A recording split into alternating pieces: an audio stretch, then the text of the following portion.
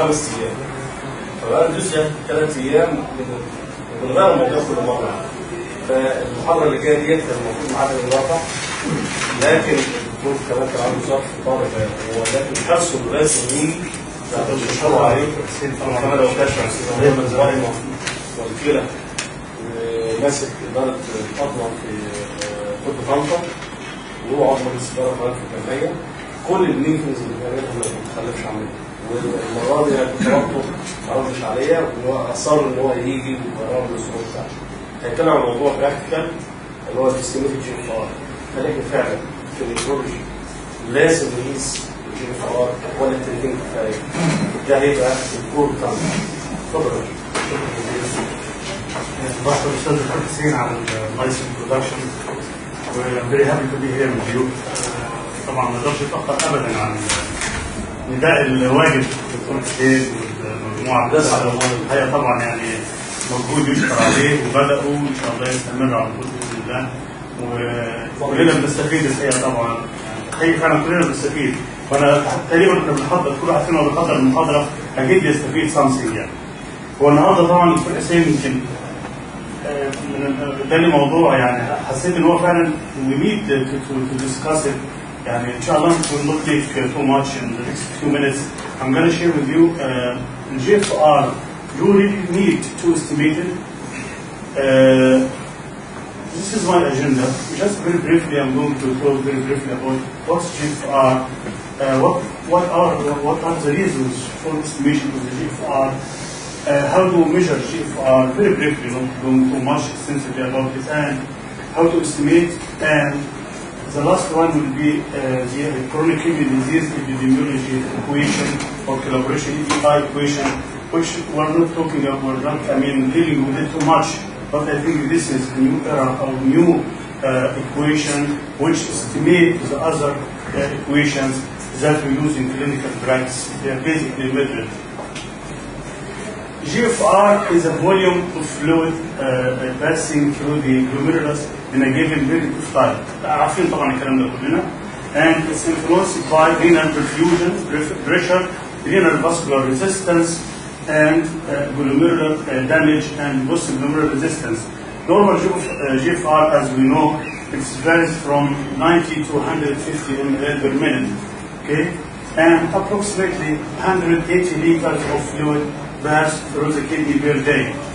And a large healthy individual, big body mass, the average body GFR is from 90 to 150, and varies with age and gender, as you all know, but because the creatinine depends mainly on the muscle mass, gender, and body weight and age and so forth. So I think I can just postpone this slide for a while. What is the ideal marker for GFR? If we take in consideration for the material that we use, for the substrate, the substance that we use for identifying the GFR is the material should be constantly produced, okay, and it should be freely filtered and as a glomerulus, and it should be not absorbed or secreted by the tubule. This is the ideal marker for GFR estimation. Practically, historically, from the academic point of view or from the research point of view, inulin or diadrag is the prototype GFR marker. Why? Because if you give it, okay, it passes as it is. It's been passed through the blood, go to the glomeruli, get filtered, get passed through the tubules to the urine. So the amount that you get is the amount that you receive in urine. So this is the ideal prototype for GFR. But for a reason or the other, it's not used for clinical practice. So it is being reserved only for academic interest only. And these are the measured GFR. When we talk about measured GFR, radioactive isotope material. We inject some material like DTBA, whatever, the material to be given intravenous and measure the concentration in the blood and the urine and calculate the clearance as GFR. Okay? But for a reason or the other, it's not, a good marker. No, it's a very good marker actually. It's the golden, but not very golden as I mentioned in the bottom line. Okay, because it's very expensive, it's time consuming and exposure to radioactive material. So how to estimate GFR? Okay, so we estimate GFR from the measured GFR that we mentioned, from the serum creatinine, from the creatinine clearance, from the formulas that we use in clinical practice like Prof and MDRD, and cystatin. I think this is one of the very important. And you look at this rectangle, all of these measures based on the serum creatinine. If we take serum creatinine as one of these markers, if we just take it in consideration to the ideal marker, if we just compare, it's constantly produced, yes, it's produced from the muscle all the time, it's really filtered as a glomerulus, yes, it's tubular executed or secreted or not, yes, so it is not ideal marker, okay? So no extrahepatic renal, it's being excreted, part of the creatinine is being excreted through the gut, so it's not ideal marker. Okay? So a lot of the creatinine through the avenues other than the glomerulus make it less sensitive and less specific marker for identifying GFR. So why we use it in clinical practice? Because it is the most universally used one, and for historical position and default position of the creatinine, it's been used as the gold standard marker for assessment of the GFR. Okay? But if we take it from the clinic, from the academic point of view, it's not ideal marker, but we use it. That's why we use the other modalities to make it as a gold standard marker. If, for example, you take serum creatinine clearance, so quantifies the equation that you all know, U, V over V, just give you the serum creatinine clearance over the 24 hours. But for a reason or the other, it is just very hectic and time consuming, and again, it depends mainly on the creatinine, so it's not a good one. How about the other equations that we use? Use Cockcroft and Gold formula. I think you all know, and I don't know if I mentioned to you that I met this guy who was in Saskatoon 1998. I know him, Dr. Park, actually. This is the one who discovered or we created this equation. He was not a nephrologist, by the way. He was a resident of Chester. And he just made this equation in 1976, and it's been updated after that with Gold, and make it one of the very nice equation to be used in clinical practice. Okay? The other formula, which is MDRD or MDRD, modification of diet in renal disease, which being used since 1999 in approximately 1,070 in training set with 558 validation set. To use such kind of formulas, it needs to be validated for a lot of centers and many physicians and many caregivers just use it to be validated on the long term. So this is one of the most important and very popular and very famous equation for assessment of GFR in clinical practice. And it's more accurate and precise than MDRD. Because it's just used very simple equation, just 3 variables or 4 variables. From such variables you can get the GFR, which is very easy and very more or less accurate. But the problem of such equation is not good for people with normal GFR.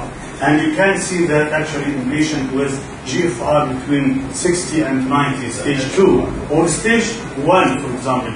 It's may overestimate the GFR. That's the problem of the MDRD.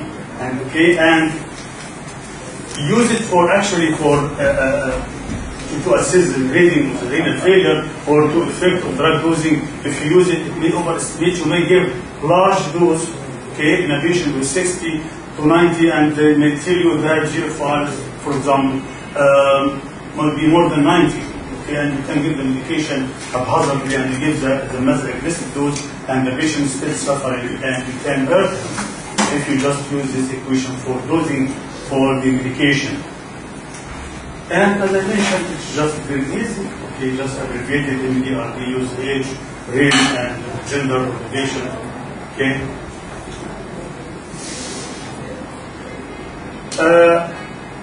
As I mentioned, this is the only pitfall for this equation because it is being used for just patients with, borderline serum creatinine and low serum creatinine, high serum creatinine only.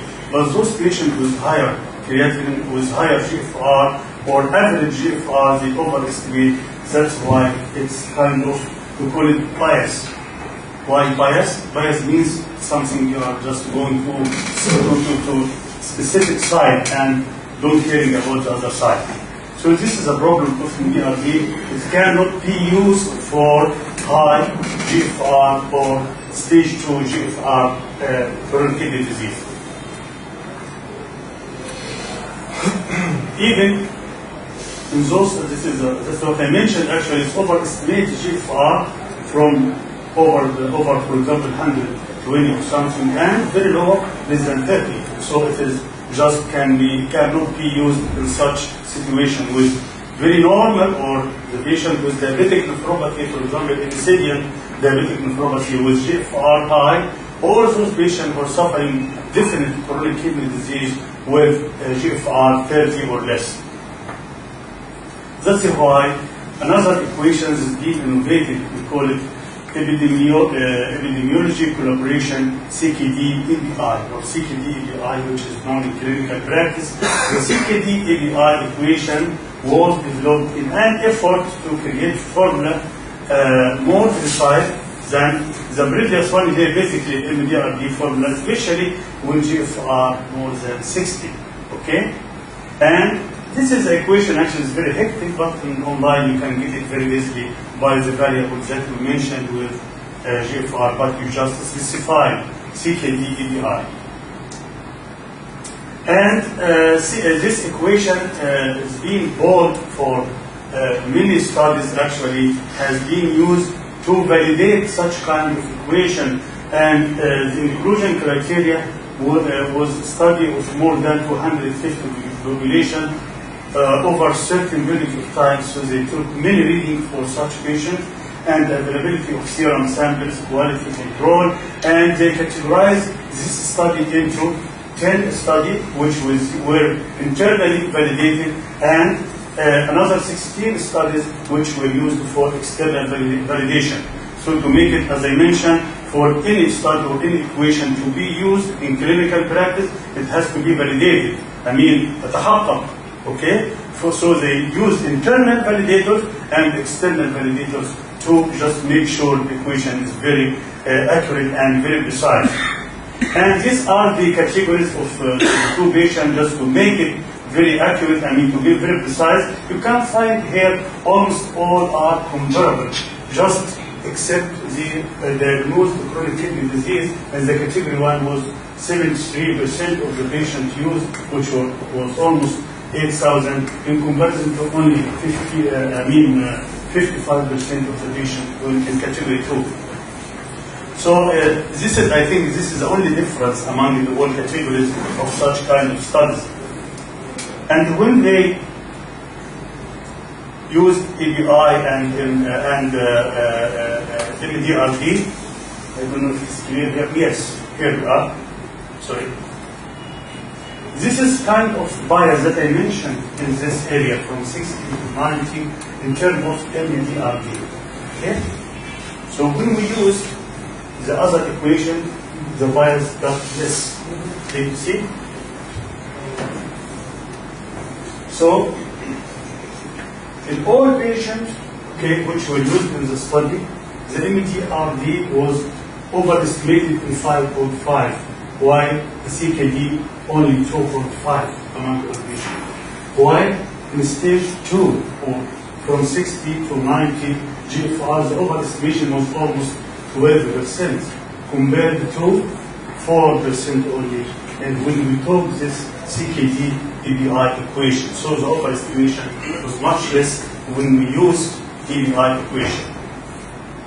I know it's a little bit hectic topic, but I want to simplify it for you. Sorry, MDRD, That's overestimation. البايز اكتر فيها over 90 ولا over 90 بلو 30. The overall. The overall all patients. كان عن في الاثنين يعني less than 30 يعني لا في الجزء ده وفي البيشنت هم less than 30 and more than 130. لوجيكالي اكثر من 60 90 ولا اكثر من 30 مور ذان 150. اقول لك ارجع لك الدايجرام تاني.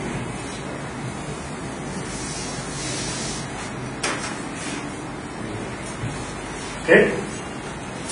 Overestimated here, patient is 30 or 30, and also overestimated in patient. In this category, when they took it alone, this category alone, we were talking about all categories, overall even still overestimated.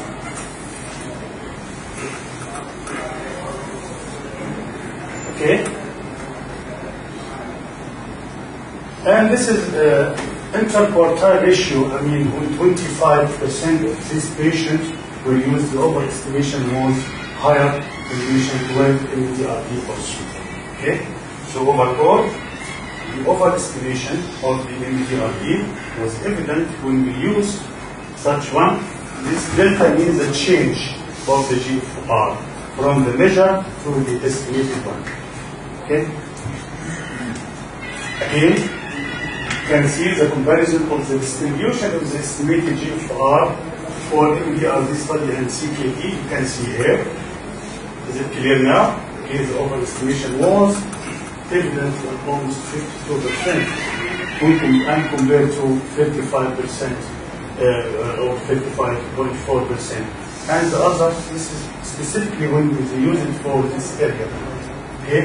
This is a kind of enhanced from meta-analysis from 1999 until 2004, over 5 years. They check how many patients were used for such kind of equation, and they just bold for this area, for this from 60 to 90, and they found there is overestimation for the GFR reading when we use MDR. Okay. This is my last parameter, which is cystatin. Cystatin, we know, is another alternative for assessment of GFR, and it's when they first use it, they just study the mortality when they use cystatin versus other estimated GFR or assessment of the renal function and relation to mortality in patients with chronic kidney disease, and they found that cystatin, when they use it, is related to mortality more than estimated GFR. This is actually one of the studies. This is back in 2005 in the New England Journal of Medicine. And the cystatin, or this, when I mentioned cystatin substance that I mentioned, cystatin is secreted from all cells of the body. And, okay, they can come from diet also. So it's not ideal marker. Okay? And it's excreted through the kidney mainly, and about the other excretion from other organs, really, so it may be excreted. So again, that's not ideal marker for assessment of GFR. Okay? And again, they just bought these 4 studies with cystatin and the other EPI equation to see if the cystatin is the same like other equations or not. And they took 4 studies, which around 3,100 patients, and the age was almost 52 years, and almost were female. In comparison to the other, most of the patients were male and black. Okay, and diabetes was around 400 patients. Transplant, no. Body mass index was average in all. GFR, the mean standard was almost 50, and standardized serum creatinine was 2 milligrams, and Cystatin C and was 1.8. The normal around 0.8, by the way. Okay? Or 0.9, something like that. Okay? And this is the result of the study. When they took the creatinine, age, sex, and race, and the other MDRD or EPI equation, they found the median, the interquartile ratio. This, when you mention interquartile ratio, it means that 25% of the patients are precise. We're talking about almost 25% of the patients. It was almost similar in all 3 groups. The one who used cystatin alone and cystatin plus the other MDRD equation were almost the same. When they took all variables together, the quartile ratio was much less. But we talk about this one, which is much important, which is, we call it the percentage of estimate within 30% of the measured GFR. Okay? It was the highest when we use all variables together, followed by the other MDRD. And they concluded from this study that almost cystatin is like others for assessment of the GFR. And this study from my professor, Professor Ahmed Shukr, actually, I don't know if you know him or not. He just was interested in such kind of equations, and he was made such article, a comparison between creatinine and Cystatin C based GFR equation. I mean, EPI and MDRD and co-prof renal transplantation patients. They took around 100 patients, and they took many readings for serum creatinine and cystatin, and they concluded basically at the end of the study that serum creatinine based equation did not appear to be inferior to cystatin. So, okay, both are the same. There is no difference between serum creatinine and cystatin. Serum creatinine based equation and cystatin based equation as a mean to estimate the GFR in renal transplantation.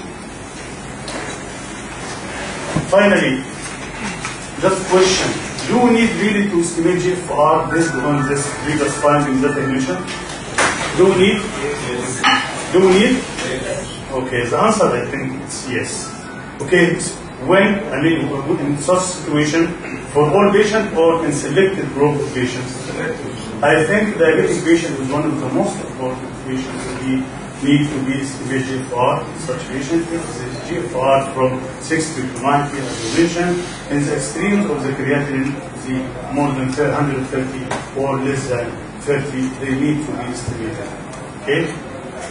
And to summarize, all indigenous filtration markers have non-GFR determinant that affect interpretation of their accuracy as well as prediction of risk. And the CKD-EPI equation is more accurate than MDRD study equation because, as I mentioned, there is less bias at GFR more than 60. This is 60 to 90, and the imprecision was remains still was remaining even if we corrected estimated. So we still need more estimation for the EPI for that reason. And the cystatin-based estimates provide similar or less accurate estimates of measured GFR in population with chronic kidney disease. And non-GFR determinants are not well understood, but may explain some of the improved risk prediction. And thank you for your attention. I know it was tough topic, but I hope you got understand. العيانين اللي هم بيشتكوا على دايوتس الحاجات دي طبعا ما بتبقاش بالك كتير بس فيها حل معاهم ازاي؟ وانا طبعا عشان احسب GFR هكون جايب just the amount of urine اللي هي the normal, the real amount of urine. No pushing, I mean no forced diuresis, just to assess the GFR. At least في اليوم اللي انت هتعمل فيه examination, you shouldn't just rush with such diuresis. وعلى طول اللي هم اكيد كل انجل لا او مفيش فيها حاجه out of the equation. I think no, this is not valid for equation. دي حاجه بقى اللي بنسميها اكيد كل انجل All equations can be valid for equity, but the result will not be valid.